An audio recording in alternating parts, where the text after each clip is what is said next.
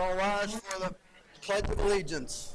I pledge allegiance to the flag, the United States of America, and to the republic for which it stands, one nation, under God, indivisible, with liberty and justice for all. So it's Tuesday, March 8th. This is a study session meeting. We have a roll call, please. Mr. Bova. I am here. Mr. Ricci. Here. Mrs. Delaney. Here. Mrs. McBride. Here. Longo. Here. Mr. Ritter. Here. Dr. Singh. Here. Mr. Borney. Here. And Mr. Williams. Here. Thanks, Bonnie. Before we get to the comments from residents, we're going to have one more meeting here at the LGI this month, and then ideally we'll be returning to our boardroom, our meeting room. But this reminds me that when you all walked in here, you probably noticed you had to come through the loading dock. No one knows why that has evolved, but we really need to put a proper entrance straight out the hall for all the obvious reasons, aesthetics, ADA, etc. So let's get moving on that. We'll have that done by next week, please. Next month, maybe. Capital improvement budget will be reviewed during presentations in April, and you will see the numbers reflecting that. And the plan would be to go through 137. Thank you. 137, straight down the hallway here, open it up and have handicap access, and it would be a more inviting So that way. is an actual plan. Oh, Yes. we've been talking about this for years. Yes. It always gets cut, doesn't it, You Dr. know, Short? It's a shame that, and believe it or not, this entrance, if that's what you call it, is, I believe, the most heavily used entrance in the entire district. Yeah, and everybody says, okay, which way do you go in? And people say, The loading dock. loading dock door. So hopefully by next year we'll have something a little bit more. Yeah, I don't think we need to hope. Yes. We've got the resources, we've got the need, so. It will not be the loading dock entrance Loading dock back entrance? there. But you should just name it that, just for That's not a bad call. nostalgic Yes. reasons I without like that. giving it a number, yeah. Yep, we'll like it. There we All go. right. We did make one change. I have to add this. There used to be the garbage dumpsters Yeah. right We along. moved them. That's true. And we did shift them 50 feet to the left there, but only so much you can do. So we'll get All right, so we're going to get that. We're not going to let that fall in whatever cracks are out there on the loading dock. So let's move on to comments from residents on agenda items. Who do we have? Who's That first? gentleman right there has raised his hand. Get up there. Do what you do.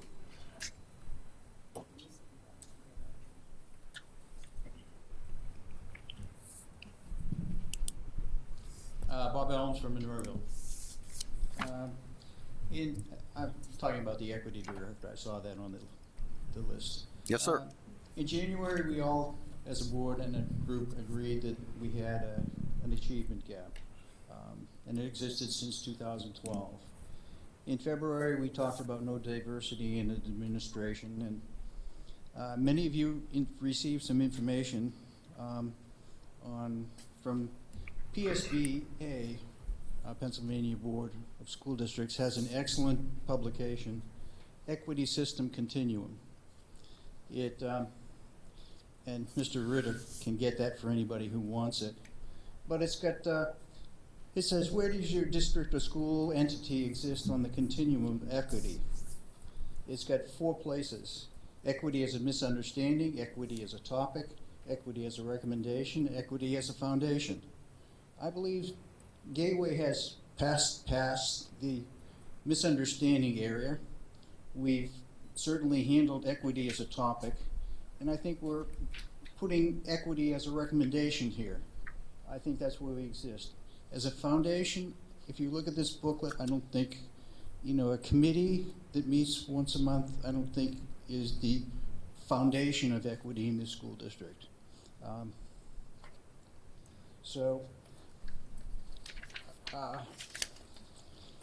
I really hope that you people look at this, because If you want equity to be the foundation, and it's a recommendation of PSBA, you have to have somebody who is devoted to it, and I mean devoted. There is a lot of data that has to be processed. There's a lot of information. You need to look at the culture in the schools, the climate in the schools, I know Dennis has been trying to do all this stuff, but he's also got other jobs he has to do. So I'm just suggesting that if we want to progress to an excellent school district in terms of equity, we need to look at hiring an equity director, a qualified equity director. And it would be nice if we had diversity too. Thank you. Qualified and minority. Thank you very much, sir. Who is next? Anyone else on agenda items? No? All right, we're going to move on to Section B, and Dr. Short, you want to take over? Yes, financial reports. Unfortunately, Mr. Schott is away at a PASBO conference, so Oh, we did not have I'm sorry, I got to interrupt 1 second. Yep. My bad, my horrible. We did have an alumni who sent an email. She is off at Penn State relative to an agenda item, and she asked that it be read, and I almost forgot. So if you will indulge me and Mia Thomas, I'm going to read this.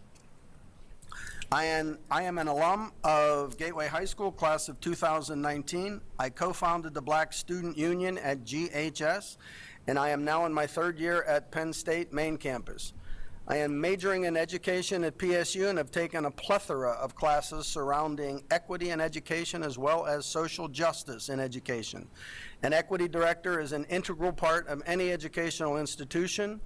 There is a pressing need for students to have an advocate, someone who will champion for the students who have been historically and contemporaneously marginalized in society.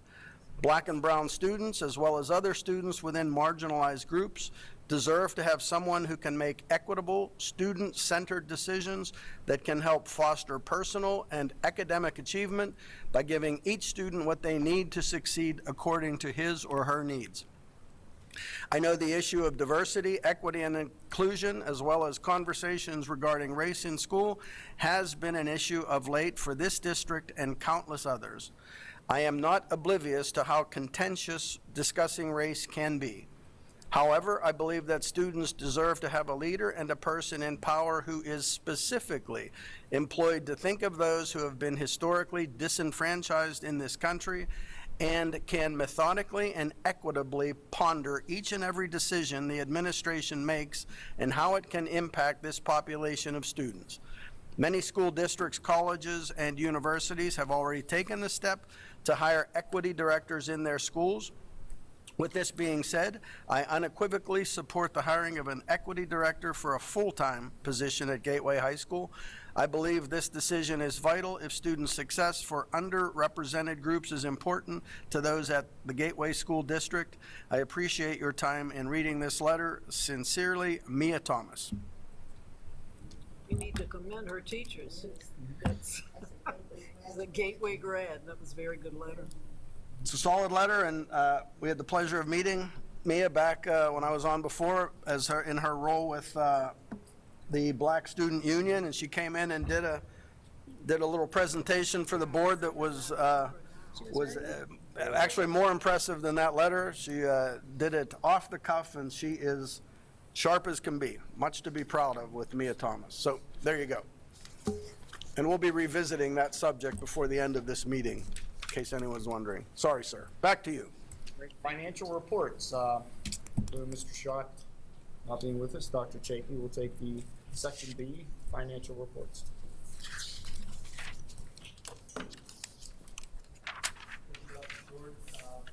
Item number 1, financial reports, we have section B1, business bills for March 2022, section B2, financial statements for February 22, section B3, budget transfers for March 2022.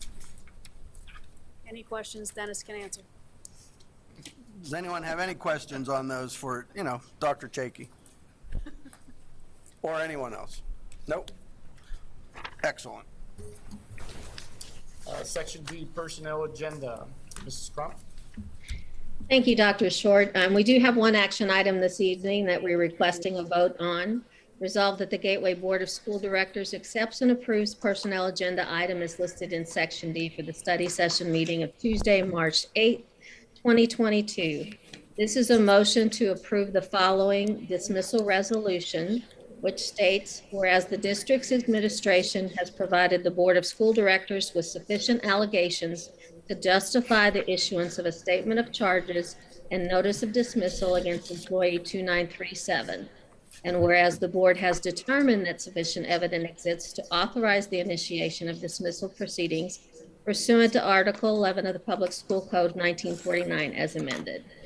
Now therefore be it resolved that the administration and the solicitor are hereby authorized, empowered, and directed to initiate disciplinary proceedings against employee under section of the Public School Code. The statement of charges and notice of dismissal against employee are hereby approved, subject to reasonable modifications as may be deemed by the administration and the solicitor.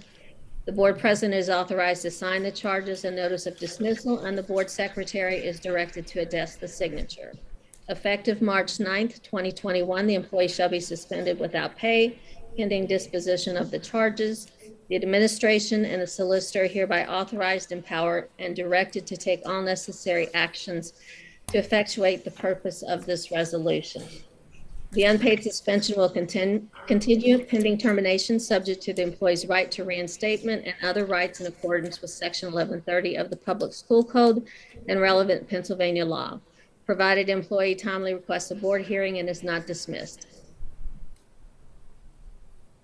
So moved. Second.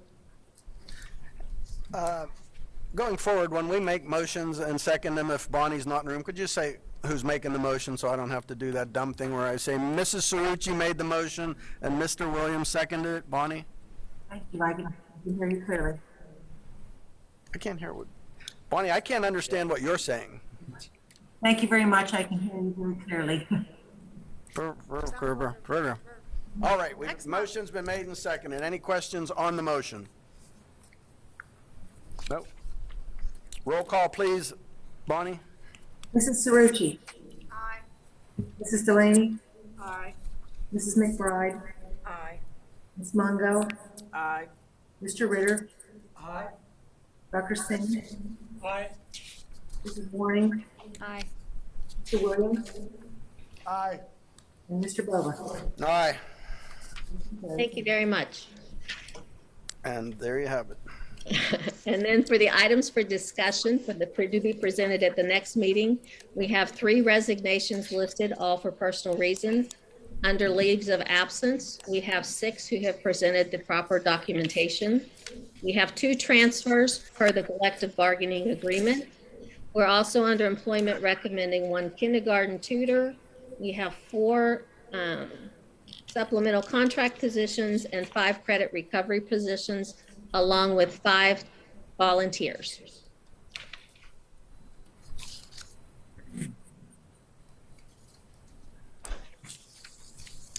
Questions?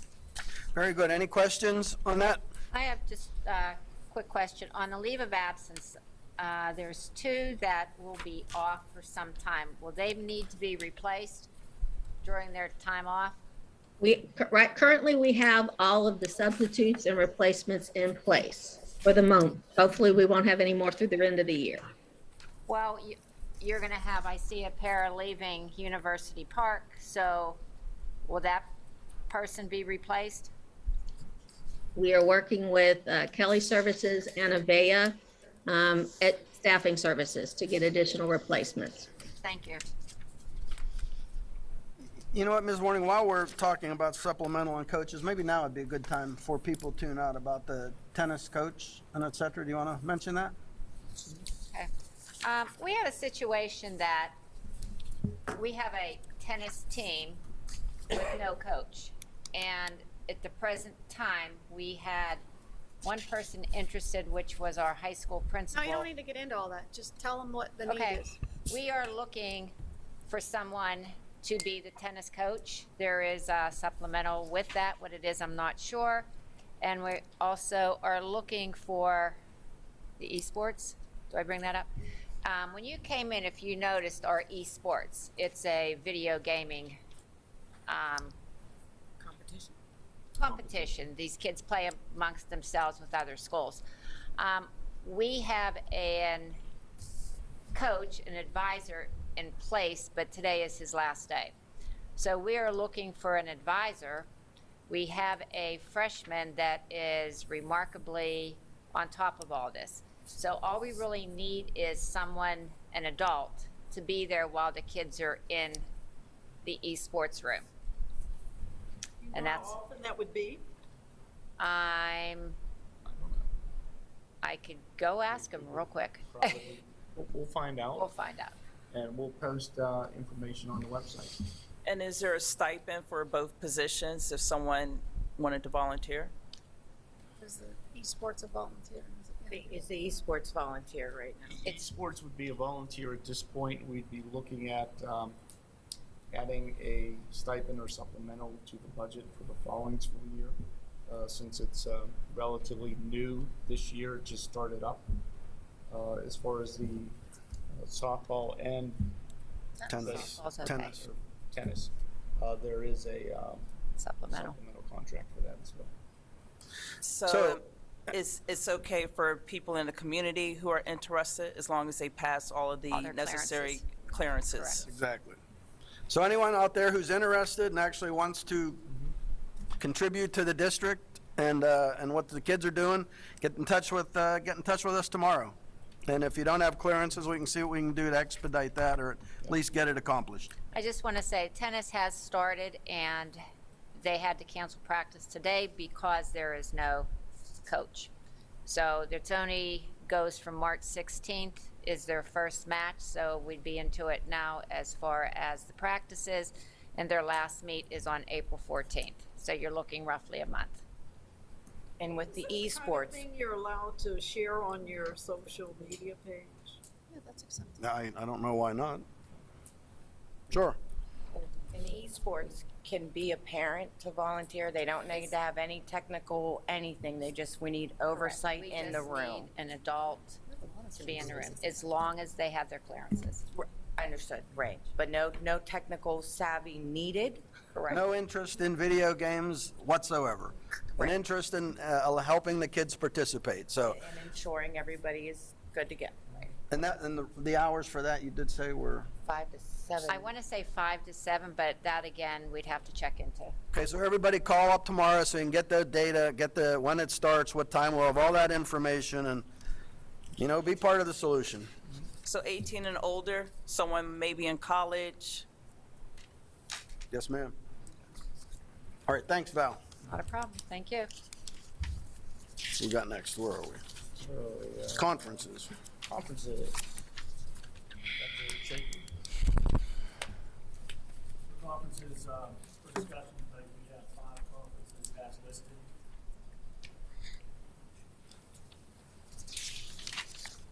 Questions, comments? Any questions on the conferences?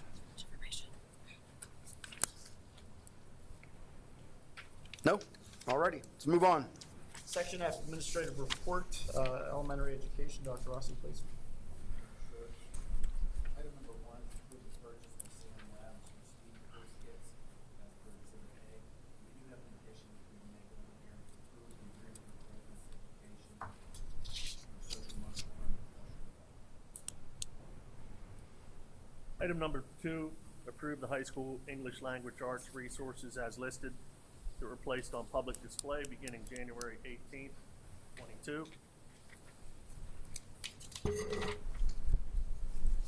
Item number 3, facility agreements with St. Bernadette Men's Conference in the Gateway High School Auditorium. Item number 4, approval of the Allegheny Intermediate Unit number 3 program of services budget for the 22-23 fiscal year. Item number 5, approval of change orders, Gateway Middle School renovation project, construction fund for the 21-22 and 22-23 fiscal years. Item number 6, approval of child nutrition program agreement. Final, Greater Pittsburgh Community Food Bank, support services for district backpack program during the period November 1st, 21 through December 31st, 22. And item number 7, approval to advertise requests for proposals, general fund supplemental student transportation services. Do we have any questions on those? I have a question.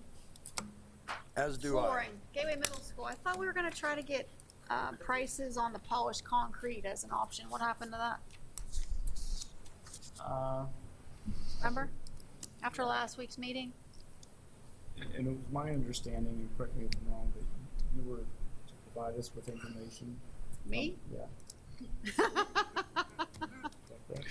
correct? Said they were gonna look at it. Yeah. She- Well, I believe you had sent an email. Yeah, I said someone suggested it. Can we get a price on it? Yeah. She sent a text. Uber Advanced Tech Center has polished concrete floors, and I'm told they look great and are more durable than vinyl. Can we look at stained polished concrete? Hey, I apologize for that. I mean, This is it's a huge investment. yeah. you know, and I will, Any other option at all? I'll share Dr. Short's apology. I actually reached out to the architectural arm of Eads Engineering, who does some work with us, and did not get a response initially because I had the same question about other options. And even when we walked in, I noted the polished concrete floor in our That's gaming room. actually an epoxy floor over here. So, between now and next week, I'm actually going to, I'll follow up with that architect and track this down myself, just to get some idea of both cost and longevity of the polished concrete, which absolutely is becoming more common in industrial and commercial use. That's it. We have a meeting tomorrow. Pardon me? We have a meeting tomorrow morning, Yes, we do. so we will gather some more information.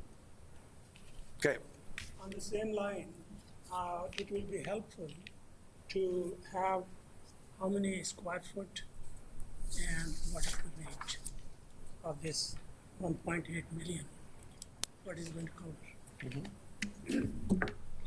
okay. Okay? Any other questions on this section? No?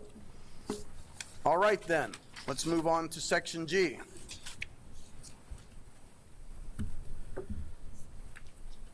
Item number 1, final approval, revised policy 218.1. Final approval of the following revised policy that was placed on public display beginning February 15, 2022 is, again, policy 218.1, suspension and expulsion. And this policy can be viewed in board docs under policies on display. Anybody have any questions? Been discussed and discussed and discussed.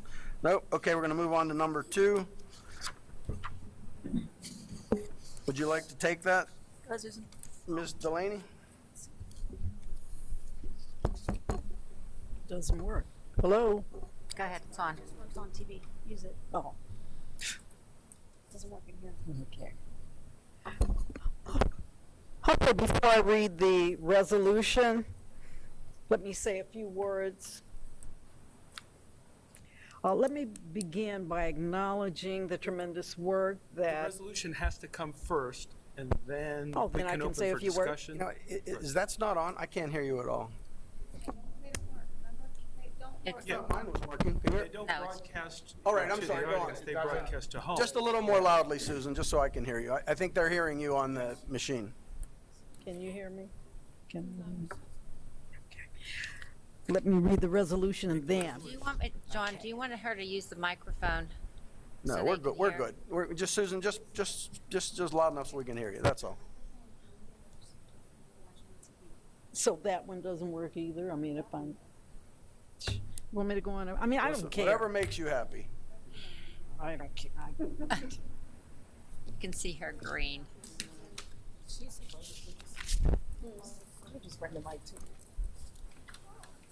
Then I can stay seated.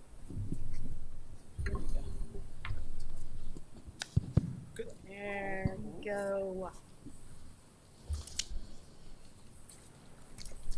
No. Diversity, equity, and Inclusion Director. Whereas the Gateway School District has approved the hiring of a full-time Diversity, Equity, and Inclusion Director, which was resolved on the 19th day of May 2021, that the Gateway Board of School Directors directed the Superintendent's Office to create a full-time Diversity, Equity, and Inclusion position within central administration and hire a qualified candidate to a 4-year contract.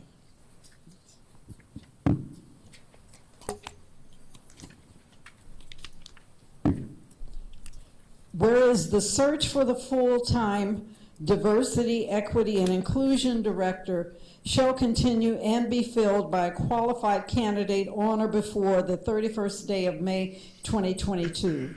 Whereas the full-time Diversity, Equity, and Inclusion Director would be fully transparent to the Gateway Board of School Directors, Gateway staff, students, parents, and community stakeholders while addressing the increasing achievement gap, reporting regularly incremental progress with data-driven research which analyzes and utilizes students' academic data and formative assessment data for the purpose of advancing educational equity within designated timeframes.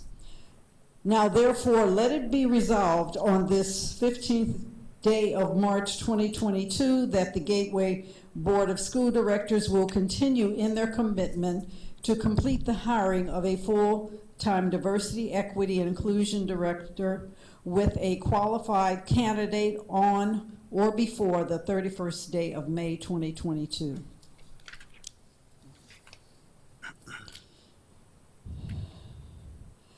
Let me begin by acknowledging the tremendous work that Dr. Dennis Chakey and his committee have done thus far in the area of diversity, equity, and inclusion for the Gateway School District. I have said it before, and I'll say it again. My intentions are in no way to diminish Dr. Chakey and his committee's efforts. It is my sincere desire that they will all continue to work collectively together with a full-time Diversity, Equity, and Inclusion Director, moving the Gateway School District further to academic excellence. But I have also said that the type of undertaking needed to move our district forward will require an all-in commitment and not a part-time role. Let me try to explain and clarify what actually the role of Diversity, Equity, and Inclusion Director entails, which was not specifically stated in my resolution.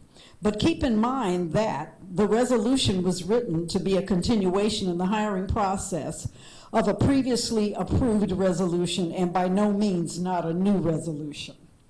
In doing so, I am also prepared to answer the most frequently asked question by many of you, that being what constitutes paying an individual the salary to do this job full time? In my conversations over the past few weeks and actually over the previous few years with diversity, equity, and inclusion directors, superintendents, and school board directors from other school districts locally, such as South Fayette County, Beaver County, Shadyside Academy, University of Pittsburgh, Aliquippa Superintendent Dr. Philip Woods, who cautioned Gateway to avoid the failure he experienced by not hiring a full-time DEI, and even meeting with school board directors at NSBA Equity Summit from as far as Alaska, St. Louis, Missouri, Lansing and Dalton, Illinois, Chapel Hill, North Carolina, and Palm Beach, Florida, Palm Beach County, Florida, and some of those that do have DEI directors in place. And they all express that the multifaceted role of a full-time DEI director is to lead in the district's equity efforts, which may include, but not limited to, the implementation of district-wide equity reform that will make educational experiences and outcomes more equitable and just for racially ethnically and underrepresented marginalized students. This individual must intentionally accelerate its advancement toward the goal of eliminating opportunity gaps, ensure all staff increase their understanding of cultural proficiency, provide regular workshops, attend equity conferences, solve problems that include reducing discipline disparities, increase racial representation in advanced placement courses, collaborate with other districts to support a wide range of equity initiatives such as parental engagement, identify existing barriers and strategies to assure a diverse and culturally proficient work staff. So a full-time DEI director will not only address how students are achieving to close the gap, but will also address and examine Gateway's professional staff workforce that captures a diverse perspective for all stakeholders, because it has been proven that diversity is the key to innovation and individual excellence. For example, right now in our school district, we are seeking to fill at least 4 administrative positions in addition to a teaching position. So if we want some of these positions to reflect the community and student population of Gateway School District, we must definitely be very intentional. It may even mean thinking outside the box, such as advertising in the New Pittsburgh Courier and the Observer Reporter. It may also involve attending local and national job fairs. I think a lot of people are waiting for something to happen versus making something happen. To address the shortage of underrepresented minorities, a committed DEI director must be willing to get involved and become immersed in the community and enact change. To even be more specific, why should we be concerned about decreasing the achievement gap? And how do we achieve that goal? By directly addressing the achievement gap, we are ensuring that all of Gateway students are either college ready or vocationally prepared to meet the demands of this ever-changing 21st century. It is not enough to be satisfied with the way things are, which ignores a number of disenfranchised students. In the resolution, I refer to data-driven research. This means a full-time DEI director will regularly collect, compile, and interpret data from a wide range of sources for the purpose of analyzing issues to assure all areas of assessment, disaggregation, ensuring compliance with policies and procedures, monitoring program components, facilitate and develop professional planning frequently that encompasses cultural awareness, and ongoing evaluation throughout the district that aligns toward racially equitable goals. In addition to this, the DEI director will define data collections to have appropriate solutions and devise strategies that create appropriate interventions.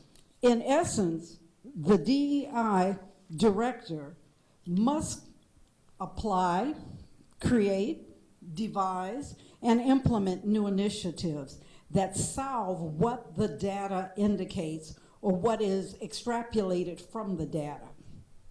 This may also involve adding new resources while reviving previous strategies such as the math labs that we talked about and writing labs that were discussed in our meetings.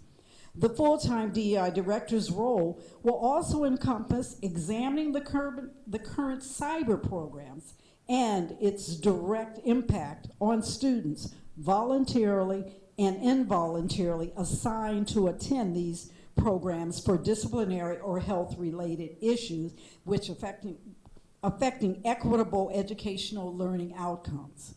But most importantly, a DEI director who will be successful at accomplishing all the aforementioned responsibility will have to clearly understand the intrinsic value of their full-time role and reimagine the need for increasing diversity, equity, and inclusion within the Gateway School District. Just by reimagining our Gateway School District through a different lens means that you arrive at the understanding that diversity, equity, and inclusion are not a thing that we just do because it is morally right or socially just, or to have an equity director as a powerless gesture. But in order to reach that meaningful place, we will have to rethink the way we establish process, protocol, and priorities. And we must be okay with it, okay with having priorities that are intentionally looking to create a more equitable environment for every student in the Gateway School District. A DI director must be very deliberate in creating mechanisms that make it clear that fully engaged members of underrepresented groups within our district increases the value of the Gateway School District. But until that moment when the collectively empowered in our society recognize that our world will not be the best version of itself for anyone until we try to do the best for everyone, nothing will change. Nothing will change until that changes. Thank you. Well, first, let me say this. I would have liked to have perhaps had that text before you began, because frankly, you said a great deal, and I much of it registered, not all of it in a way that I could respond to immediately. So I would like, if you don't mind, to have a text of that so I could review it at some point. Okay. In a more general way, though, I would like to take a moment to do this. You know, since this conversation began about a full-time equity director, I have done what I always do, which is read a whole bunch about diversity and equity directors and the history of it, and, you know, America's 50-year basically stalemate as it relates to this. You know, the numbers haven't changed based on studies I've read at all in the last half century, no matter how much we throw at it. So clearly, we need another approach. I've said this just in the month I've been doing this, or 2 or 3 months, it seems like a whole bunch of times, but Gateway had an equity program pretty much before any other schools around here did. We've tried a couple of different configurations. We've tried an outside doctor who, I didn't want to say his name, Dr. Woods, yeah, who was a part-time consultant, worked in another district. That ran its course. The board decided to go another direction that involved a committee led by Dr. Chakey. Since I've been paying attention to this, I have heard nothing but glowing reviews of Dr. Chakey until last week, when his qualifications were called into question, when I learned that people who were on that committee you referenced weren't participating because they had questions about either how he was running that committee or his sincerity or some other vague thing. And those folks have not come forward, as far as I know, to bring that concern to our attention. And this is a personal viewpoint. I find that reprehensible. If someone's on a committee and they have a problem with how it's being run, they don't only have an opportunity to come forward, they almost have an obligation to come forward and say, here's what's being done wrong. So to this point, I've not heard anything about what Dr. Chakey's done wrong, except he doesn't have enough time to do it. So if indeed that's the case, and by the way, in executive session a month or two ago, when we were discussing this particular thing as it related to candidates for the full-time equity director, we were told that none of the candidates measured up to Dr. Chakey's experience, qualifications, or accomplishments in this field. And we as a board, upon hearing that, discussed it further. Dr. Chakey took a moment to give us some of that background. we as a board agreed he was the best option we had. We as a board. Now, I will accept all the blame for not at the next meeting making that known. That was appropriate executive session material. I should have brought that to everyone's attention. I did not. So now people have had a month or two to think that nothing happened, nothing was going on. Last meeting, Dr. Chakey gave a review of what he had been doing. Again, no one questioned what he was doing or how he was doing it. So we have once again gotten to the point where the question seems to be full-time versus part-time. Correct? Yes. And when we discussed this privately in executive session as appropriate, Dr. Chakey was considered to be our best option. So I'm asking you now, is that still the case as far as you're concerned or not? Well, I'm not saying it's not the case. I thought we would continue the process. I didn't think that we would just stop abruptly where we were with the candidates or whatever that we had, but to continue the process. I didn't understand it to be cut and dry that we didn't continue it. Ms. That was Mungo? my I understanding. thought we asked if he would consider taking the position full-time. I think we did too. Okay, so your understanding then was he did not make a decision at that moment? And I'm asking, I'm not being rhetorical. I thought it was to give him time to think about the possibility of taking a full-time position because of his qualifications. Okay. My understanding was even different. So all of us were in the same room having the same discussion. My understanding was that Dr. Chakey would see if there was anything that you needed to offload from your plate. And I want to say that repeatedly, and we've had these private conversations for you people sitting out there, we do talk about this stuff. You know, we have phone calls and we talk about these issues respectfully with each other. And I said, my one complaint with this premise that Mrs. Delaney brought up is that people do not listen to Dr. Chakey when he repeatedly tells us that he does not feel that he's overloaded. So the argument is always been, Dr. Chakey doesn't have time to do this, he's overloaded, yet all of our administrators have said that that is not the case. He is able to 100% do his job.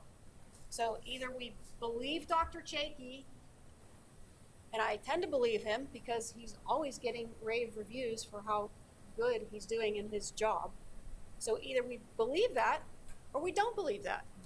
So we keep saying he doesn't have time to do his job, but are we listening to him when he says, yes, I do have time to do my job? Do we need to review even, I listed quite a few things. That's what I mean. You did. You had a laundry list So of do we things. need to review job description? Do we need to review roles and all? Because So again, we're that was talking about actually my transparency and question. accountability. Just Because one, we just weren't- one at a time so everyone can hear you clearly. I wasn't part of the, obviously, some of us weren't on the board when this was proposed and then passed. And then, if memory serves me correct, it was tabled until the new board came in and revisited it.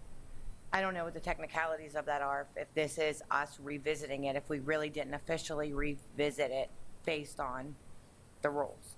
But it was also my understanding that I did not have an understanding of the actual description as a board member. In any capacity, even when going back and watching that, it was just for an equity director. So There was never really a full. right. So in Jack, Susan, everything, you know, the discipline, diversity, and parent engagement, and solutions to barriers, and addressing closing the gap, and the data driven. I took notes, but I'd really love that text because I can't read half of them. What does that encompass with Dr. Chakey? And I think in the process of this, we were also discussing a dean of students, and if that would help alleviate or gain actually more insight on what's happening inside the actual schools versus somebody in another administrative role in that building that would be there to see the discipline disparities and what is happening with that and why. So I think that role and description was never really discussed either on if it can encompass some of the issues and barriers that we're facing once they get out of the elementary school and possibly start at Mosside Middle and see where that goes and work all that into not only helping this role and getting that data to him to make better decisions, since we don't have anybody, I'm sure we do, I'm sure it's looked at, the principals and assistant principals and special ed teachers, I'm not saying that, but someone specifically, you know, encompass the disparities and barriers from when they leave elementary into the middle school and have an opportunity to possibly start there so it doesn't expand as they go through the district. As I was saying, I had spoken to several equity directors and all from other counties, other areas, and they could in no way imagine doing this job part-time. Even when we may think that there is nothing to do throughout the summer or whatever, there is constantly something on their plate that they're addressing. It is not, as I said, I listed only a few of the things that, as I took notes of what they were telling me that they did in that position. If I may, we don't know what Dr. Chakey does on a daily or weekly basis, nor do I know what Dr. Rossi does or Dr. Short or pretty much anybody. I guess that's where we need the transparency. So I don't know what they do, but I do know this. I've had the opportunity in the last couple of weeks to talk to, you know, the folks who do our cyber program, talk to people in special education, and I have been struck again and again by the sincerity, by the energy, by the caring that is almost palpable amongst these folks. And that's significant to me partly because when I came on the board the first time, it was right in the middle of a pretty contentious contract negotiation with the teachers. And unfortunately, it creates an almost adversarial role between board members and teachers. And that's simply how the system is. Well, I had a chance to look at them from a different perspective, and I think the part that's perhaps missed is these folks are not just professionals. They're as caring of professionals as you want to see, and every day the things that we're talking about, as if it's a separate entity, they incorporate in their work every day. Every day, and I suspect we're doing it before we had an equity director, and I'm not saying that we're necessarily taking a shot at them when we talk about this. We should talk about this, but it also should be recognized this doesn't happen in a vacuum. Dr. Chakey doesn't do what he's doing in a vacuum. These folks are bringing information to us regularly about how to do this better, not just for one group or another group, but for all the groups. So this is as much me saying to them, I'm aware of what you're doing. This is not a slight at you. It's not even one of you, Dr. Chakey, as near as I can tell, but I'm still mystified by it, because to this point, I've not heard anyone say, here's the problem with this guy. Here's the problem. I've had a couple people off the record who are honest enough to say to me, one of the problems is you are all white. And that's a fact. It's kind of hard to ignore. So the question is, can you direct an equities program while being white? Does that have to be a person of color? And I asked you about this specifically last week because when I've had this discussion with members of the community, that's the thing they've come back to. So, if we want to discuss that publicly, I know, well, sir, you're going to get the mic. You're going to get the mic. Mia mentioned the difficulty of this conversation, and she's right, of course. But let's do it honestly. Let's do it publicly, understanding full well that even when we go looking for candidates to fill these positions, again, my personal viewpoint, this is me, a resident, member of this community, I think we are served, from what I've read, by these people being people of color. The problem is legally, when one goes to hire them, If color is one of the things you're using to hire them, you have a problem. So we're trying to widen the pool so we have more candidates to choose from, of course, but there's nothing easy about this conversation. And as you noticed in what I referenced the whole time was the emphasis on the responsibilities, the role and the job, and qualified. Well, and that's I've been in the also system long interesting. enough that that is a key component for me. And that's why I emphasize, I don't see it as a part-time position, doing all the things that I briefly mentioned. Okay. May All I right, comment? I understand. Can I add something? Of course. Unless anybody else wants to go first, because I've already spoken. Okay. I have an issue with the timeline. And I think, let's talk about transparency for the public on what we've done already, is that they've interviewed people and haven't liked the candidates. So we're all about excellence here. We're not about filling a position by a deadline when you don't have a good candidate.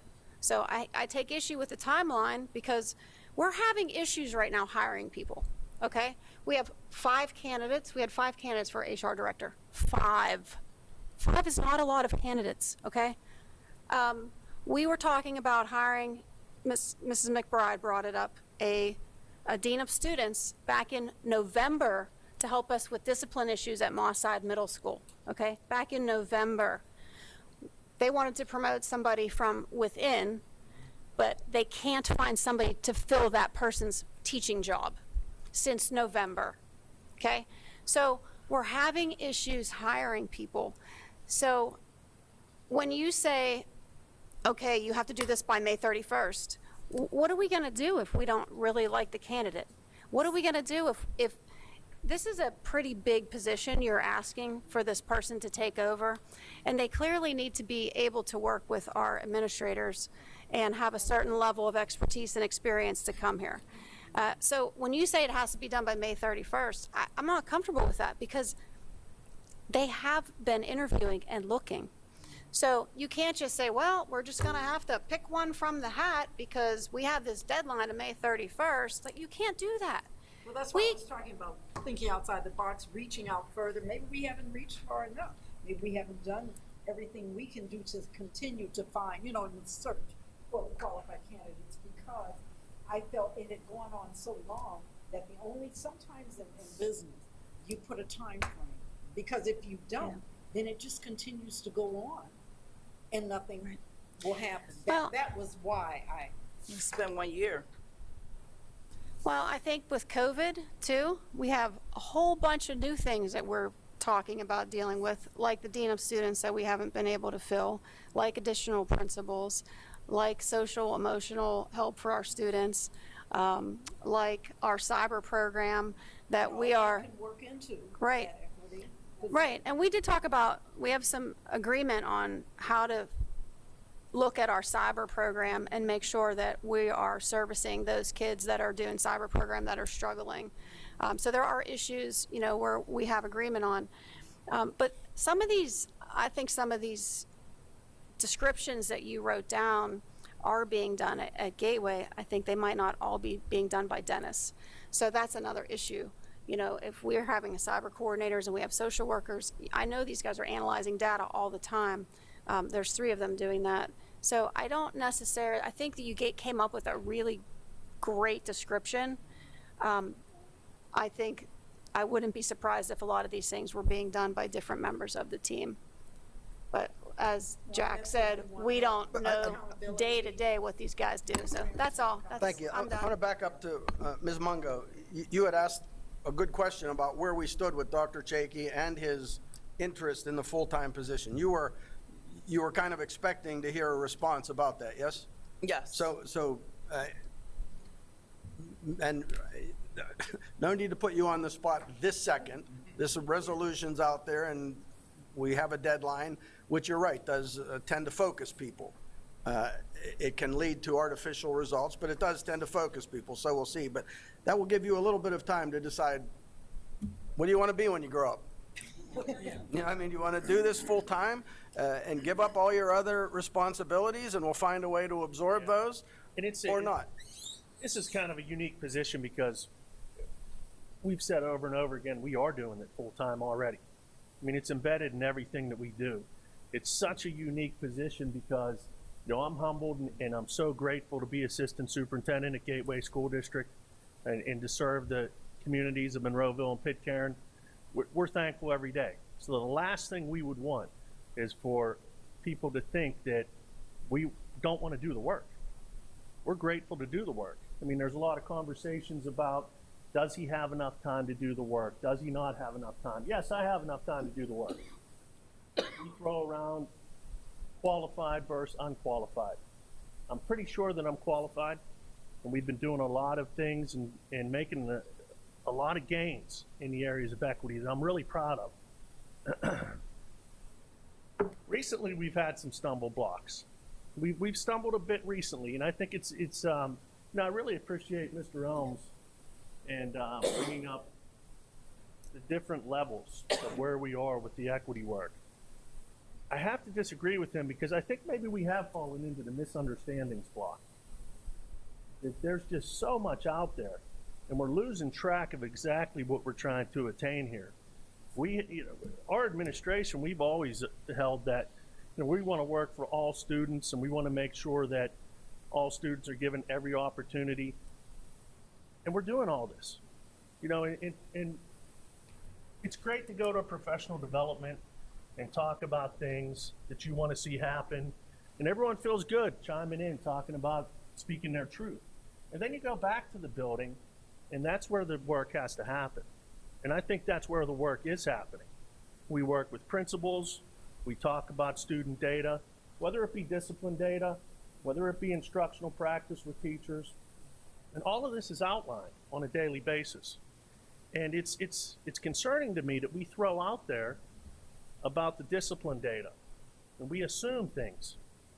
We assume that there's a discrepancy with discipline data. And to me, that's offensive to our principals. That's very offensive to our principals because we work hand in hand with the principals on a daily basis. We supervise them, we mentor them, we coach them, and they do a phenomenal job. You know, one person that comes to mind is Jen Hoffner. She does a tremendous job with students. She's there all day with students. She volunteers her time to tutor students after school. So to put a blanket statement out there that there's a discrepancy with students of color receiving worse consequences or it not being level just kind of strikes a chord with me because I know the great job that the principals are doing, and we work with them every day when we go through these data meetings to look at this. Now, we've been on countless learning walks. Learning walks are whenever we go in with a walkthrough and we see what the teachers are doing. Our teachers at Gateway are doing an excellent job. An excellent job. When we go into elementary schools, guys tired of hearing me lean over to them and say, wow, this is amazing. And we're at the high school all the time. We're at the middle school. And we know what a great job our teachers are doing. But our teachers have to sit and tune into meetings where we talk about perhaps they're not in touch with our students because they're white.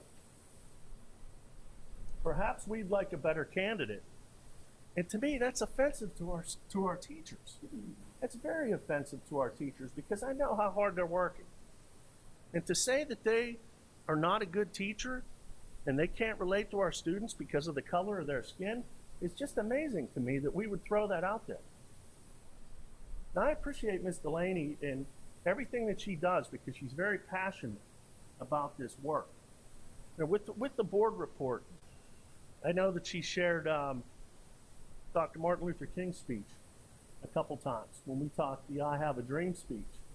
And what a great sentiment. I mean, everything about that speech really rings true to everything we're trying to attain at Gateway. And the one part that stands out for everyone is the fact that the children should be judged not by their skin, but by the content of their character. And we can all agree on that. That's the cornerstone of everything. However, at times we're directed to hire based on the color of someone's skin and not their character. That's what I mean Mr. Ohms, when we're misunderstood. Because we're getting in this space where, okay, we all agree that Dr. Martin Luther King is an excellent leader, and we want to uphold the teachings and the followings of him. But then on this side, we're being told, I'll say myself, I'm being directed to hire people based on their skin color, which is illegal. Totally illegal. So what are we going to do here? Which side is this? You know, we made so much great momentum with the Equity Committee, and we really had a great respect and rapport for all the people that are on it. But then we find out that we have people that are soliciting students from the high school to come up and report out that they want an equity director. We're also being told that the students have no idea what's going on with this because they're happy, but then they're being coached and mentored to say, come up to the microphone and be outraged and say that we need an equity director. That's not a good space to be in. We're also being told that individuals are contacting people on the Equity Committee and blatantly telling them that we want a black individual to be equity director for the district. Don't go to the meetings, don't participate, because that's the only way it's going to happen. I have a problem with that as well, because now our equity team has been fragmented because of someone's hidden agenda. So all the momentum that we've made, and now it's crashing down for one person to get a person based on the color of their skin to come in and be an equity director at Gateway School District. So we're far into the misunderstanding, way far into the misunderstanding. I mean, you had a lot on there, and we do all of it. I've spent the majority of my career in Pittsburgh Public Schools and was a transformative principal in probably most minority schools. One of the great things about it was I could relate to all the students, and they could relate to me. We had mutual respect, and the color of my skin never came up. That's true equity. That's where we want to get to. But it's just become so cluttered now to we're at the point where we're interrupting the momentum that we've made because we're being very offensive to the great teachers of our district and the great principals, the great counselors that I could think of that are white and doing an excellent job meeting with students, making sure they get back on track for graduation. Those people, it's very offensive to them. Very offensive. When you question the credibility. I personally, because I have worked with the excellent staff in all of the schools in the district, so I personally have not said, oh, we'll do anything to offend them or lead them into making a racial decision. That, as I said, I kept referencing the term qualified. Well, I appreciate your passion. Yeah. My heart is beating right now, extremely fast and heavy, because I've been there several times. Yeah. I know exactly what you're feeling, because as a black woman, I've felt that several times in my adult life. Okay, so I get it. Me personally, I just want to know, we talk about how perfect we are.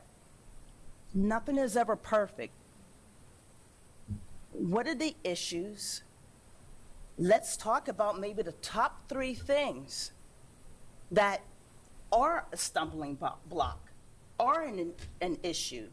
How can we make it better? How can I entice someone who is moving here from another state that is a minority family and I want them to come and live in Monroeville?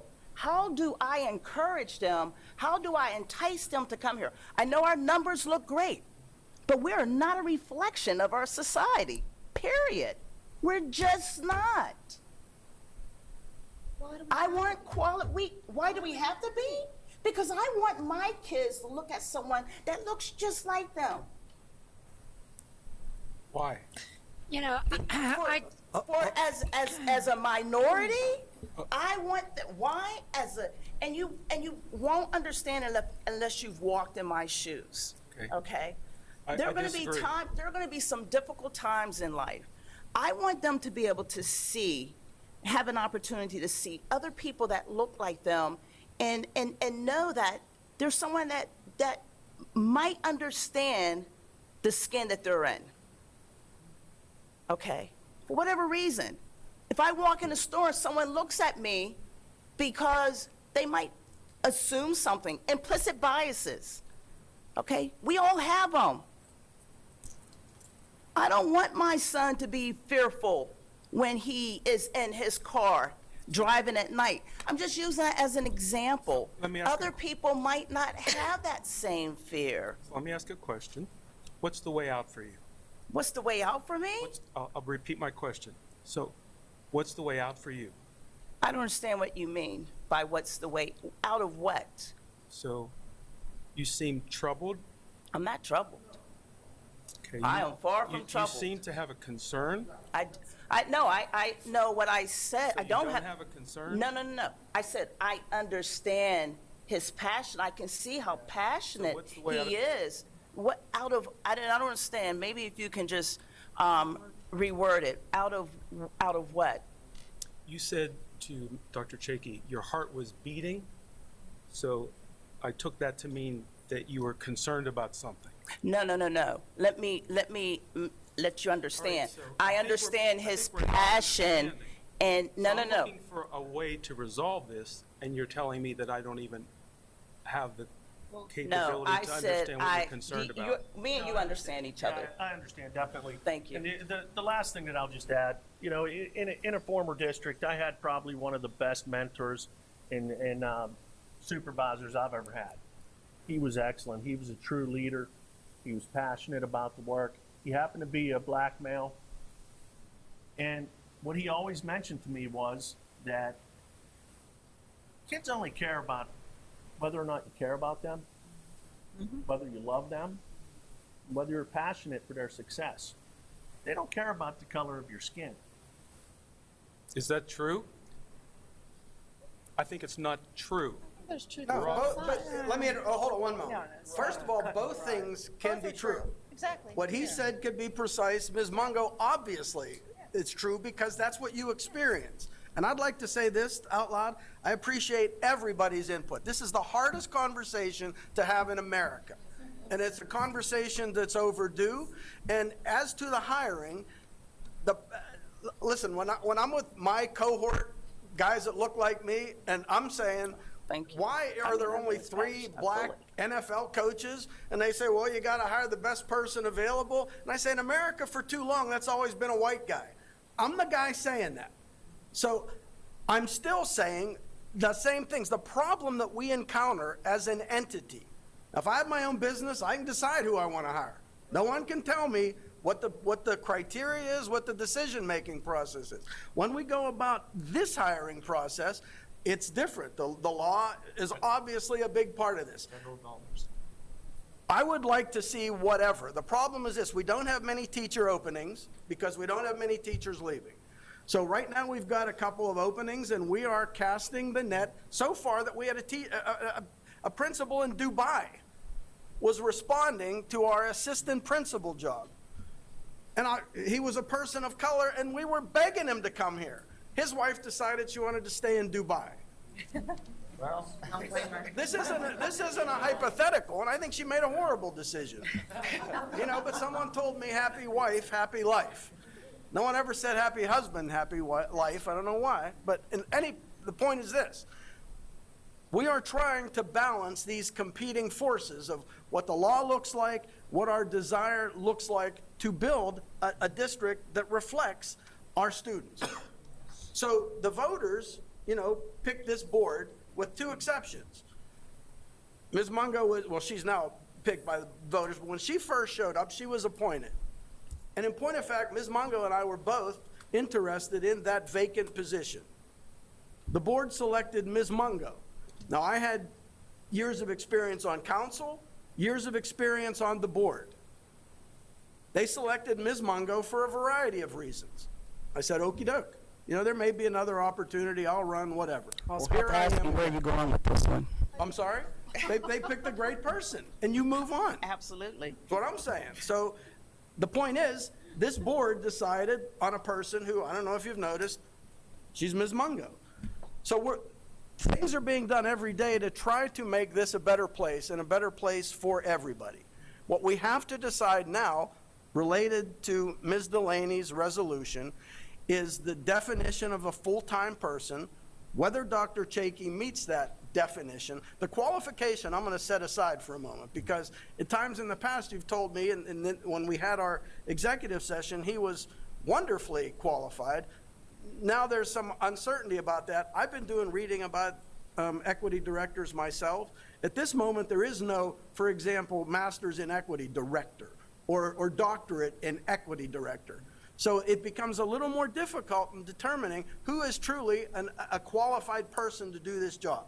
That's just a fact. Now, as time goes on, that's going to be more refined and more clear, and people like Mia Thomas, you know, who's pursuing a degree in education with these kinds of focuses, you know, any luck at all, Mia Thomas will be here someday. But in the meantime, University of Pitt does have a department of equity where you can get a degree. Duquesne has a social justice degree that's They have similar. an equity at So, okay, Pitt. so we're heading in that direction. In the meantime, we've got a couple of things to work on. What Dr. Chakey, you know, how he meets our criteria or he doesn't. If 5 board members decide that they don't think he fulfills that, then we're going to decide to go another direction. Because, you know, the old guy in Pitcairn who got me involved in politics and energized once said, you know, it's really not about the best idea. It's about, in that case, 4 votes. Because, you know, there were 7 people. I mean, Now it's 5. It's still, I was talking about the full-time. Yes. Full-time, because I feel it's part-time now. Well, and again, that's where we're going to get to. We're going to continue this conversation, and if you 5 people are not comfortable with the way Dr. Chakey is doing this job in terms of his time allocation, and they basically say, we want you to go find us a full-time equity director, Dr. Chakey, you're going to go back to doing the wonderful work you do as an assistant superintendent, perhaps with a focus on other things we need done, like the enormous question of how we're going to fix the pandemic deficits that every kid in this district is facing. You know, this subject has sucked the oxygen out of this room to the extent that, you know, we're not talking about hiring a pandemic deficit director. We need one. You know, so I understand we can do more than one thing at a time, but we'll give Dr. Chakey that opportunity. We'll have a chance, and y'all can individually get in touch with him. Pick his brain, see what he's doing. Yeah, just one final thing, like from what you said is, regardless of what happens, we're going to continue the equity work because that's what we do. It's embedded throughout everything, and there's no, you know, not to be redundant, but it's what we do on a daily basis. So it'll continue. I'll still do my part.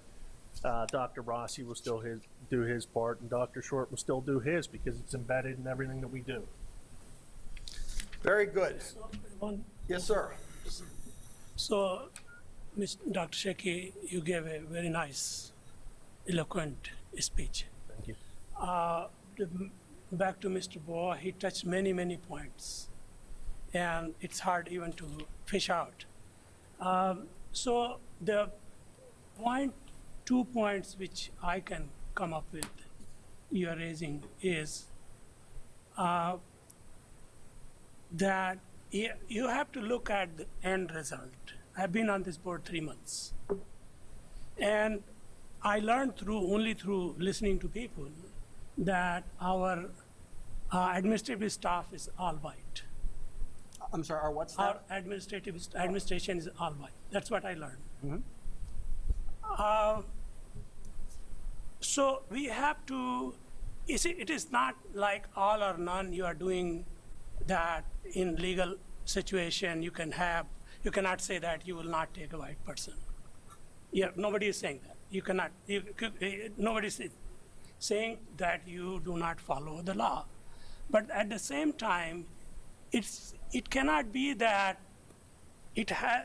100% outcome of that is that you select only white person. So there is something, some play over there, some room of correction. And one humble suggestion on that will be, probably most of the committees you have is maybe only a white person. And so please look into that. And a board, a selection committee doesn't have to be a highly qualified superhuman being. It's just like jury duty. Even a humble ordinary person can have a good perspective. So I think our selection committees could be a little more diverse. Thank you. Thank you, sir. Can I just say one thing? Absolutely. Thank you. Being in this district for 35 years plus, and being involved in the well, I should say in Monroeville, and having students here, I have seen from day one that Gateway is here for all students. We're not here just for one color, one tradition, anything. They're here for every student. Every student is getting the education that they need. If they need extra help, it's there for them. And, you know, I have to applaud Dr. Short, Dr. Chakey, Dr. Rossi on what you guys do, what you're faced with every day. I mean, listening to what our principals have to deal with. I applaud you. I don't know how many people could really walk in their shoes for what they have to deal with. And I just want to say thank you. Thank you, ma'am. Anyone else on this subject up here on the board? Now then, we're going to move on to number 3. John, you want to read number 3 for us? I don't have it. Oh, it's a rescind resolution? I have it. Why don't you Want me read to it? do it? Because this was mine. This is, Sorry, John. before you panic when you read this, this is basically a resolution we're rescinding because the law has changed to already make it Now, law, so John, it's John redundant. directed that you read the resolution first. Okay. A rescind resolution concerning the introduction of board resolutions by individual board members, whereas individual Gateway School Board directors from time to time present and propose resolutions to be considered by the board at its study session or regular meeting, and whereas there is a desire of the Gateway School Board to provide notice and an opportunity to study the proposed resolution in advance by individual directors, now therefore be it resolved and enacted this 15th day of August 2017 as follows. No resolution presented by an individual board member can be considered at study session or regular meeting unless the entire board has received at least 7 days notice of such future presentation, and each board member is provided an actual copy of the resolution to be considered by the board at the next meeting. Section 2, this policy may be excused when 2/3 of the majority of the school board shall vote to consider the resolution at its study session or regular meeting without such prior notice. So we are making a motion to remove this from our board policies because, could you just briefly tell us the new law? Yeah, there's a statute that's changed the sunshine law that state legislature got ahead of themselves to the extent that you did this. State legislature has come up with a method to curb boards, that councils, townships, school boards, authorities from putting items on the agenda the night of the meeting. The idea being that in many communities, there is a move by the board to place a matter onto the agenda and vote on it, and the public really doesn't get an opportunity to review it ahead of time. They're asked to review it that night when you put it on the agenda, and the problem was that I think the legislature thought that was unfair, much as you think it's unfair, ergo your policy requiring the 7 days notice. So the legislature said, we're not going to let that happen anymore. These various issuing authorities, these governing bodies, including school boards, cannot place on the agenda a new item the day of the meeting.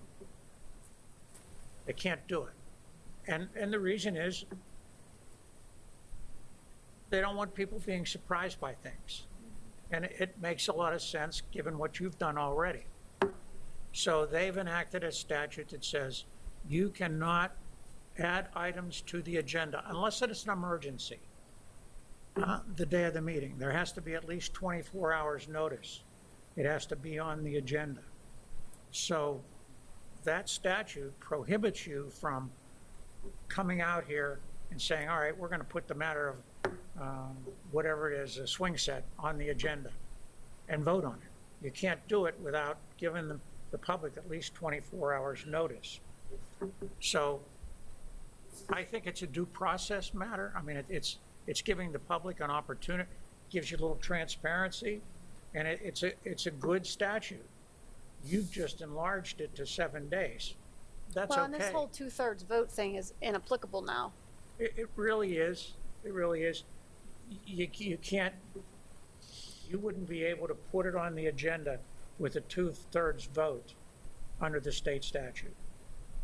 You got to get it in 24 hours in advance, and it has to be on the agenda, published. So it's a good statute for transparency purposes, the state statute. Ergo, it gives your policies really becomes a little bit redundant to what the state statute is. So your point is, do we need all this? I don't know that you do. I think that as a practical matter, you've got the state statute that prohibits you from altering the agenda to add items the day of the meetings. Does that make sense? I mean, Okay, any Yes, questions? makes perfect sense. Great. Anyone have any questions on that?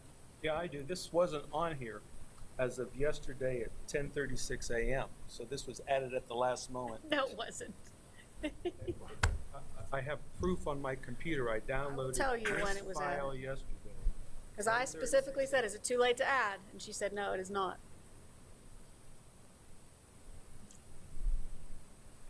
That wasn't in reference to my resolution. oh, you're done. Yeah, But it's not an I didn't action quite item. understand It's not an when I action saw it. item either. No, you were John. you were It's only you for were good. discussion. For discussion. Okay.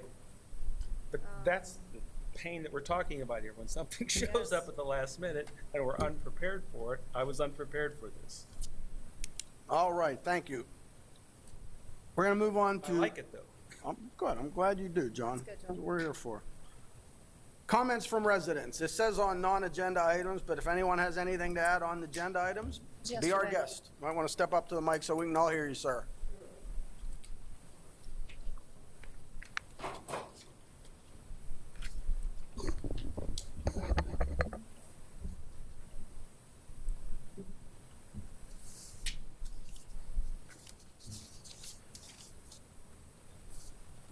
Hi, I'm J.T. Thomas from Monroeville, and Gateway has done a great job, really, in terms of educating our young people. I've been in this district since 1975 for some time. I've had kids and grandkids go through here, and our granddaughter here now. But I think one of the problems that we're having here, and I hear it here, and it came up, and it's when you think that it's coming out that it's about color. It's not about color, but that seems to be surface up. But it's not coming from the black, it comes from the white, because that's the kind of like a default thing. And what is happening here, I think you guys have really the wrong criteria in terms of an equity director. I think educationally, everyone is qualified.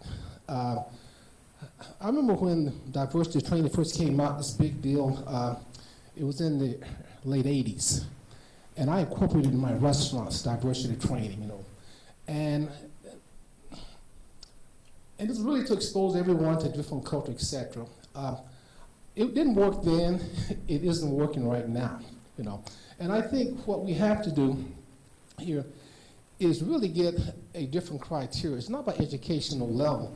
I think you've got an equity director. I think an individual that needs to fill that position, and I just made up 3 points here, is that is a person who's academically astute in diversity training and cultural sensitivity, experientially adept in teaching kids of different ethnicity and background, and compassionately embrace, critique, and applaud all cultures' differences and individual personalities. That seems easy to do, but that is very tough in our society. It is very tough. And I can understand, and it's not that it's a black or white thing that a white person cannot, because there are some that can. But I actually believe that unless a person has experienced racism, exclusion, inequality, it's impossible for them to recognize the stealthy discord and the camouflage of racism in our society. You're not going to recognize it. You're not going to see it. And it's not because you don't want to see it. You haven't been conditioned to see it. It's kind of like, if you look at the Steelers, T.J. Watts is a great football player. 30 seconds. He's the highest paid player in the league. But he cannot play quarterback. He can't. No matter how much we want him to play, because that's not his position. And I think we look at this equity position, someone has to be in depth, I'm going to say, in experience in this process. Academically, you can't do it. And I think if we don't address it from that criteria, it's not about time. I think you have time to do it. But at the same time, I think that what we have to do, the criteria for this position is not academically, it's not commitment, it's not accountability. You can be accountable but not capable. And I just think that we're looking at this wrong, and we can't always go to Dr. King's speech to justify this color thing, because you have to continue to read his speeches about inequities that was occurring. That's the part of the speech that we don't talk about what he's dreaming about, and then unfortunately it doesn't actually exist today in our society. And I think you guys can get it together, but I think your criteria for this is definitely wrong, and we're going to be in this vicious circle if we don't get on one page and, like I say, get the right criteria. And it's not the one that we have right now. Thank you. Thank you, sir. Anyone else who would like to speak?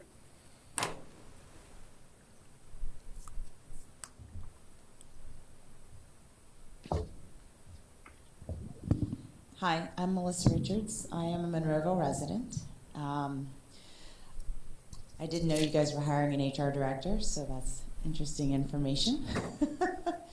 I just wanted to put a thought out there, because I'm listening to everybody, and as an HR professional, what struck me is I haven't heard that there's a job description. Is there a job description? So how do you know what you're looking for if you haven't defined? Just to interrupt, and I think technically there is a job description. Is there? Yes, ma'am. Okay. So is everybody aware of that?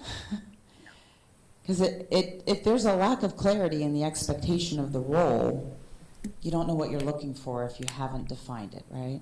Your knowledge, skills, and abilities, the KSAs, hence the military language. But, and one thing I was looking online through the Gateway website that I also didn't notice, and I don't know if it's intentional or if there isn't one in place, is there an affirmative action plan for Gateway? A policy or a plan? Because that also creates the guided principle in how you make hiring decisions when it comes to affirmative action. Well, we need to make that clear. I work in an organization that works with individuals with severe intellectual and physical disabilities. I'm the chief HR officer there. And so when you create plans around what your mission, vision, and values are as it relates to affirmative action, you keep in mind all underrepresented groups. So if Gateway doesn't have a plan, maybe that's where you start, and you come up with the expectation of what you want your organization to look like. If I could just interject, Mrs. Crump. Patricia Crump, you there? Yes, sir. Affirmative action and how it applies to public schools. For the public schools, we follow the Title VII Civil Rights Law, where we factor in no race, no gender, and we go by the most qualified candidates. We do not have an affirmative action plan. Okay, and I understand that. And that all is aligned, but it doesn't preclude an organization from having a plan. Because when you have two candidates of the same qualified standard, there should be a plan within which you make that decision. And I would think you would want that to be very transparent to the population that you're serving so that you are being consistent in your approach. That's all. Very similar to the veterans preference. Correct. Yeah. So you guys have a lot of tough issues to address. I graduated from Gateway. I'm passionate about Gateway, for those of you who have heard me speak before. I want to see Gateway be better, do better. I want people to want to move to Monroeville because we have the best school in Monroeville. I do think our teachers are doing all the right things. You mentioned the principal at University Park. Love her to death. My daughter went there. Not speaking ill of Moss Side, but I removed her from Gateway because of her experiences at Moss Side. She is now in Annapolis, Maryland, taking advanced courses in math and science and English because it's afforded to her. I would like to see Gateway find a way to advance their curriculum so that you are pushing students, pushing their academic challenges at a younger level instead of waiting for advanced courses and language courses when they get to junior high and high school. I would like to see the school do a little more of that because she's getting a better education in Maryland, and I wanted her to get that better education here. That's it for me. So I'm not sure if it's too late to apply for the HR job. Do you say you work in HR? I'm the chief HR officer, yes, and you will be, Dr. Short, you will be getting, I didn't know you were hiring for it, so I'd love to not try so quickly. So an actual potential success right here from our outreach. I'm serious, it's wonderful. Maybe this is how we do it, one spot at a time, one person at a time. Anyone else here who would like to speak? No, let's move on to our superintendent's report. I'm sorry, I missed you, ma'am. No, I looked down too quick. I'm sorry, my bad. Get up there. You could even hear me from there. I appreciate that. Thank you. I didn't come with something prepared to say. I didn't either, here. so it shouldn't slow you I down. didn't come prepared with something to say to you. Okay. I thank both of the people who spoke before me. I can truly appreciate all of you sitting here before me that are a part of the board and the administration. When it comes to his job, and I say his because he's looking down, but I'm talking about the assistant superintendent, my understanding is that he has done an excellent job. I'm going to say, however, there's still much to be done. I look at you and you see what color I am. I don't match the majority of you up there, which is the situation that we have, not just here in Monroeville, not just in Pittsburgh, it's all over. But we have an opportunity to set the goals high enough to change it so that we are number one and moving ahead with equity across the board and what she said, pushing them all to achieve greater than what they might think or where they're being held at. And the truth is, there are some who goes through that. One last thing I think is kind of comical. I was watching a program this morning. Long story short there, this woman from the South is explaining about the neighbor. And she said she lives right door. And I had to rewind my TV to understand what she said. Right door. She's saying right door. That is part of what you go through with the equity experience because all of us don't speak perfect English. The man on, what is that game that you have to fill in the letters and then the Wheel of Fortune. He said it right, but he said it with an accent. The man lost out. They would not make an exception, but he said it right with an accent. The whole time he was speaking, that was happening. Once in a while, this person, you will hear a New York accent, a North Carolina accent, an Ohio accent and I've been long enough here. It's 43 plus years that you'll hear some of that from here. I just want us to be solid with making changes. My daughter April, Dr. King, would have been and is more than qualified, but thank my God, she is not in the running, even though I wanted her to do it because she had worked hard. I know that she did because I helped to push her, because this little smidget wasn't supposed to be in the first grade, but it was at this school she was tested. She never went to kindergarten.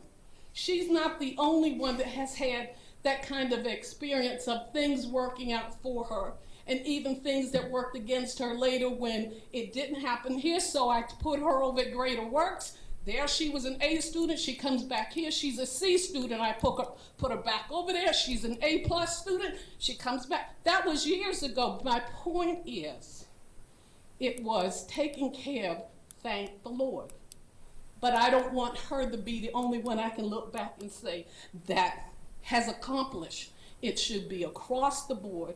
Even if it means you come to my house and just have a conversation with me, and maybe something I say to you is something that you could use. You had a principal in one of the elementary schools who called and asked if she could come and talk to me because of an issue that she felt that I might have some input, because back then I was the NAACP president. I'm the president emeritus now. But I was happy to be assistant to her. I'm saying the same thing. Don't sweep this under the rug because you're saying that this is a good school, that you got excellent people, because obviously everything is not perfect. We're going to strive to get there. Thank you. Ma'am, we need your name, just so they have it. This long one. My first name is Purtis. My middle name is Lorraine, which is what I'm called. My last name is Lewis Burke, Lewis-Burke. Thank you. Thank you, ma'am. Anyone else up there? Thank you all for that. We move on to our report, superintendent's report. Just one thing I'd like to add is that, I think collectively, all of us are in agreement that we're passionate about children. And that, to me, is the most important thing that we need to take from tonight's meeting, because we opened up a lot of doors with our conversations here tonight, but I think we can all agree that when it comes down to it, everyone is passionate about enhancing, moving forward, and growing kids. So with that, that's all I have. Thank you, sir. Board committee reports. Ms. Warning, can I start with you? Yes, you may. I'm going to touch on athletics real quick. Our basketball team right now is playing at Du Bois, and they are winning 41-25 with a little less than 3 minutes to go. So hopefully we will be having a closer game. Yes. And just keep your fingers crossed for a safe trip back. Also, our swimmers competed in the PIAA. Mr. Ritter, jump in at any time. We had several swimmers. Hunter Raymer, she took first place. Summer. Summer. Summer is the daughter. Summer. Okay, Hunter. Okay, he also placed. Not sure. First, yes. 500. Correct. It's a ninth grader, which is extraordinary for a ninth grader. Do you want to finish there? Stunning. Go ahead. Little kid. Thin arms. He jumps in and he just roars back and forth at the University of Pittsburgh. It was extraordinary to watch. He beat all the older kids. It's just wonderful. I'm so proud of him. And his dad is a coach. His older sister's on the team. The rest of the team did great, but Hunter did really, really great. Way to go, Hunter. And we had Drew and Morgan Holmes. They both placed also. Okay. We have also the team of Will Roper, Jacob Davey, Zach Mashenko, and Will Krumka competed in a STEM competition on 3-4 at Shaler High School. They came in first place overall out of 33 teams. So our high school kids are doing very well. The challenge was to build a safe lawn dart launcher and then compete in 4 additional challenges during the day. lawn dart launcher performed outstanding and didn't miss a single target. We got great kids. We got great teachers that teach them this. They also came in third and 2 second-place finishes in additional challenges throughout the day. So congratulations to them. Hopefully we'll see more coming. For a lot of you, there has been a lot of reports that I have talked about Sunrise School and their roof problem. Just to recap what happened finally, in 2012, Sunrise had 3 companies that put on a roof there. In 2019, the roof started to leak. When they went back to the 3 companies, no one would come forward and say, it's my fault. Of course not. So finally, after many hours of litigation, meetings of the mind, they came to a solution, and all 3 companies will be putting in $200,000 to cover the cost of the roof, which comes to $600,000, but the quote for the roof is $1.5 million because they can't put the same roof on because it was an energy-saving roof. So we have money in our capital fund. Yes, Mr. Williams, that's what it comes down to be. Hopefully we are going to do it in pieces so that we'll be able to get the areas that are bad, but there is a light at the end of the tunnel for them. So I'm just thankful that Gateway, it falls on all the schools. there's 8 schools in the Sunrise. Yes. So it's what has happened was the IU has overcharged for their curriculum. It has been refunded back to Sunrise, which is working, that goes into their capital fund. So we should be okay, hopefully. And that should do it. And just hopefully the basketball team pulls this out. That's it. Thank you, Ms. Warning. Dr. Singh? No comment this side. Thank you, sir. Leslie McBride? Nothing, thank you. Thank you. Scotty Williams? A couple things. Thank everybody for coming out tonight, and hopefully you apply for the HR job. And, you know, it's sad that we have the resources to hire substitutes and aides and paraprofessionals and teachers, but, you know, equity directors, however you want to talk about it. But, you know, everybody's hurting to hire right now. And, you know, we're competing with 500 other public schools, cyber schools, charter schools, businesses for equity directors and employees and stuff. You know, so keep that in mind. It's not like we're trying to drag our feet and not get things done. We're trying, you know, and like I said, please apply for the HR job. You know, I appreciate it. Also, baseball and girls softball.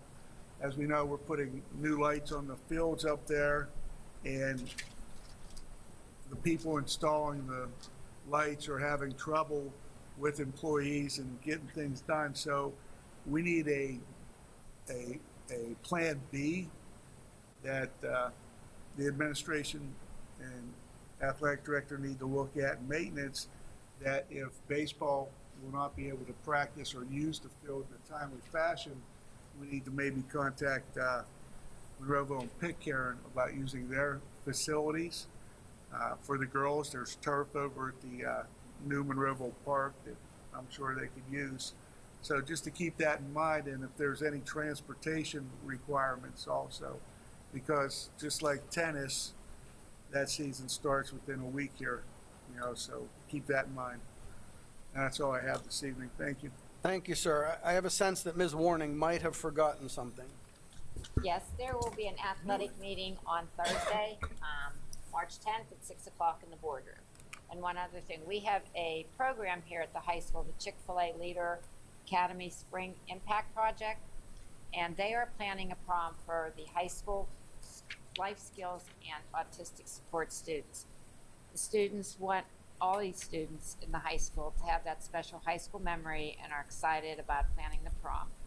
Prom is scheduled for Wednesday, April 28th from 11 a.m. to 2 p.m. So I think there will be an invitation going out to everyone, but everyone, we're including everyone. Thank you, that's it, I am done. Okay, Ms. Mungo. I have nothing. Thank you, ma'am. Ms. Cerrucci. Nothing. Ms. Delaney. Absolutely.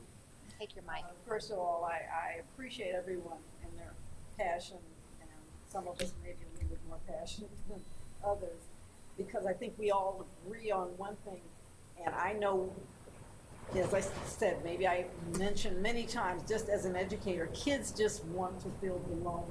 They want to feel heard. They want to feel valued, accepted, and worthy. And sometimes, and I'm sure you experience in the inner city, some of the kids, they just needed that special attention, because we could eliminate this pipeline to prison, the school to prison pipeline, if some of those same kids had felt loved and belonged. And I just want to see Gateway including making everyone feel that way. And also, this is International Women's Day, and some of you might have forgotten, but all of you have had mothers at some point in your life, and I'm sure you learned and gained great wisdom from them and all the other things that they brought to the table. So we just acknowledge that. Now, I want to just briefly tell you, and when I was in the 3rd grade, I had a teacher, and this is amazing when you remember something from the 3rd grade, I think after many years later. I had a teacher that had a project, and she told us, I think it would be a lot harder to do now with some of the names. She said, and we didn't have computers, and we had encyclopedias in libraries, so that's where we frequented. She said, find someone who has the same first name as yourself and write about that person. So when I think, and especially with this being March, the historically Women's Month, I think about the assignment. I remember the individual I wrote about. I wrote about Susan B. Anthony, and those that, it never left my mind that this woman who was an abolitionist and feminist in the sense, or women's suffrage, all those things I remember about her. And then since that time, I did look and say, well, what other Susans? We had Susan Rice, who was also in the political arena doing some things in our country. We had a couple of other interesting Susans. Susan Coleman, who we now know has helped us with the establish the foundation of the breast cancer. And we have Susan Boyle, and I wish I could sing like her. And but it was just, that was such a fascinating assignment that never left my mind, that we could take our name or take some part of ourselves and incorporate it into someone else that we remember and saw at that time. That's all I have. Thank you, ma'am. Johnny Ritter. Sure, I'm going to go to Orlando next week for the HIMSS National Convention. That's HIMSS, Health Information Management System Society. I'm one of the board of director members for Western Pennsylvania HIMSS, and they're paying my way down there. So I'm going to be advocating for school health, information, technology, advancement, and improvement, and I'll be focusing my time there on advocacy and governmental affairs. So I'll have to zoom in to next week's meeting. Very good. Is that it, sir? Yep. Thank you. All right, just one or two quick thoughts. You know, I don't think we advance without hard conversations. You know, the easy ones where everyone agrees, kind of boring, and they don't really create any tension that lets you learn anything. So I appreciate everybody's honesty. You have to have some confidence that the other folks that they're listening to you will be reasonable and fair. So I hope we keep doing that. And I was just reminded for some reason, you know, when I first started this again, just a couple months ago, we had manic levels of intensity about the pandemic and masks. All of a sudden, you're wearing yours, I appreciate that, but we move on so rapidly, it's almost extraordinary. So there is going to be something next month and the month after that, and, you know, we're going to have to apply the same rigor, but while we're doing that, the same kind of respectful approach that we've used now for a couple months that's helping this district advance. So I want to thank everybody for their approach to this. And with that, do I hear a motion to adjourn? I make a motion. And a second, all in favor? Aye. Thank you all, have a good night.